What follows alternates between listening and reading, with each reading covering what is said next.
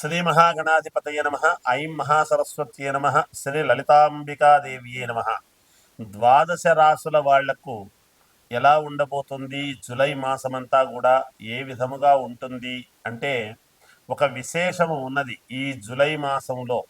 ఏమిటి విశేషము అంటే శుక్రుడు స్వక్షేత్రములో ఉండటం అనేటువంటిది చాలా యోగదాయకం. అలాగే మామూలుగా ఈ కేతువు కుజుడు కలిసి ఉండటం అనేటువంటిది కూడా సింహరాశిలో ఒక రకమైనటువంటిది యోగం. ఎందుకు ఆ యోగము అంటే సింహరాశ్యాధిపతి అయినటువంటి రవి ఒక యోగాన్ని ఇవ్వాలి అనేటువంటిది ఉంటుంది, గ్రహాలకు రాజు కాబట్టి. అందువలన 12 రాసుల వాళ్లకు కూడా శుక్రుడు స్వక్షేత్రములో ఉంటే ఎలా ఉండబోతున్నది, ఈ రవి కుజులు మామూలుగా కుజకేతువులు కలిసి ఉండేటువంటి దాని వలన జరిగేటువంటి విధానాలు ఏమిటి, చంద్రుడు అంటే మామూలుగా సహజముగా తొందరగానే తిరుగుతూ ఉంటాడు అన్ని రాసులను.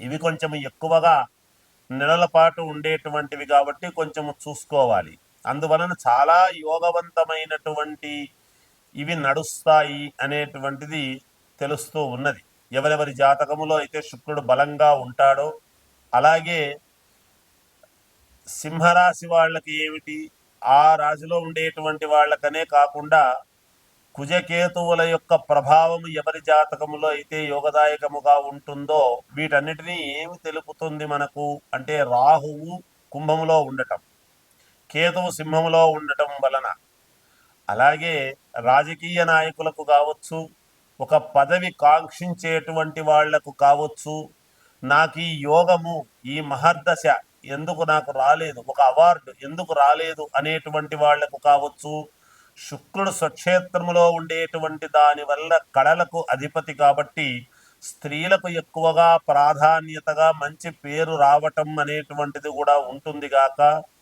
ఎంతోమంది స్త్రీలు వాళ్ళ వాళ్ళ యొక్క ఇది తగినట్టుగా మాకు రాలేదే ప్రతిభ అనేటువంటి వాళ్లకు యోగం అనేటువంటిది ఉండబోతున్నది.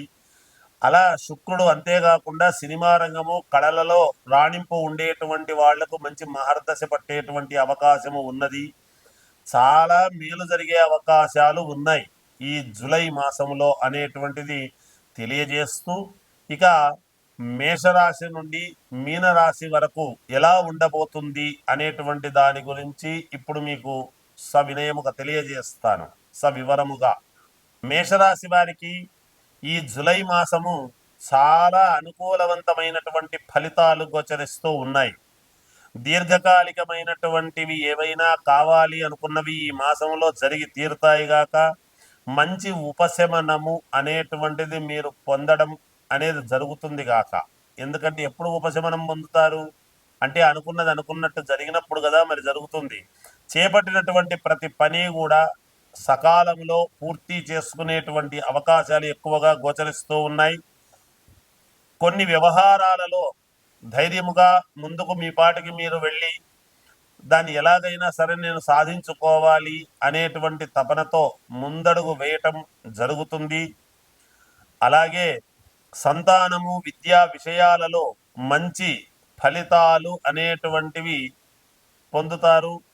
నిరుద్యోగ ప్రయత్నాలు అనేటువంటివి బాగా ఫలిస్తాయి.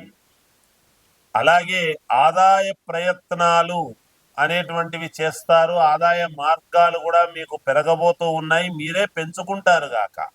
చాలా వరకు అన్ని రంగాల వాళ్లకు కలిసొచ్చేటువంటి అంశముగానే గోచరిస్తూ ఉన్నది ఈ మేషరాశి వారికి. ఎందుకంటే ఏలినాటి శని ప్రభావం అనేటువంటిది ఉన్నప్పటికీ కూడా గ్రహాల యొక్క అనుకూలత అనేటువంటిది ఎప్పుడైతే ఉంటుందో, మేషరాశికి ద్వితీయములో శుక్రుడు స్వక్షేత్రములో ఉండేటువంటి దాని వలన ఎప్పుడైతే శుక్రుడు స్వక్షేత్రంలోకి వచ్చినాడో ఒక వెలుగు మీకు కూడా, పక్క వాళ్ళే మొట్టమొదటి ఇదే కాబట్టి తప్పకుండా మీకు కూడా ఖచ్చితంగా ఒక వెలుగు అనేటువంటిది వెలగడానికి అవకాశం ఏర్పడుతుంది. మీ మాటకు విలువ పెరుగుతుంది. సన్నిహితులతో వాళ్లతో చర్చలు చేసి వాళ్ళల్లో గొప్పగా ఉండటానికి ప్రయత్నాలు చేస్తారు. విందు వినోద కార్యక్రమాలలో పాల్గొనడము లాంటివి కూడా జరుగుతాయి. ఏది ఏమైనా మేషరాశి వారికి చాలా అనుకూలవంతమైనటువంటి ఫలితాలుగానే ఈ జూలై మాసం అంతా కూడా గోచరిస్తూ ఉన్నవి.